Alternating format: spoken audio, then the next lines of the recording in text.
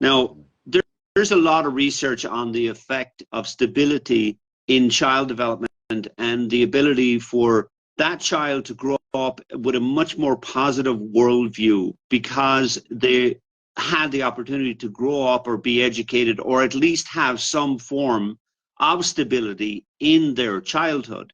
And, it's taken for granted by a lot of folk that the because of the way we were brought up and the way we grew up. I mean, we were brought up in pretty incredibly stable family units, community units, friendship units, and also school and the process of school. And if we didn't attend school, somebody would notify the parents, or there's all sorts of tips and balances in place to make sure that children in developing countries grow up in a stable environment. That's not the case here. That's just not the case. These children, like when we first moved down here, Luke, I remember going through the coffee fields in January when it's picking season, and we're seeing 8-year-olds, 9-year-olds, 10-year-olds picking coffee, and it still happens. And you and I have all the stories of how children are used for labor, basically. Monetary gain of adults. Yeah.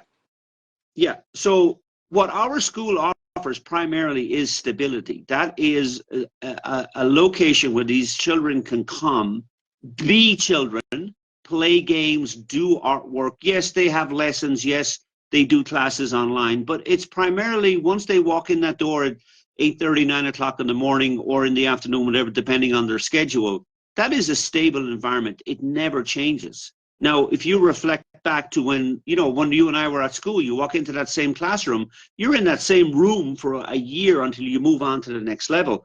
That's stability. So that's what we're trying and are recreating here. And of course, stability is number one. Number two, and I'm putting these in order based on my experience. Number two is food. The first thing they do when they arrive at the school is they get fed, because the families just certainly don't have the wherewithal to offer that kind of nutrition. That's part of what we do with the food baskets, but also we feed the kids at school a main meal and then a snack before they go home. And third is education. Now, these kids go to public school. They're required to get a 70% grade point average. That's part of our requirement for attending the program. We get those results from the parents or the caretakers. So it's stability, food, education. That's what we do. So that's stability, food, education, and this week Mick's put a lot of work in to make this match pot possible, and we just love and caring, as Debbie just said. So great. Well, I'll let you get to Antigua. We'll see you there, and every donation is celebrated in our Integral Heart Family Action Team group.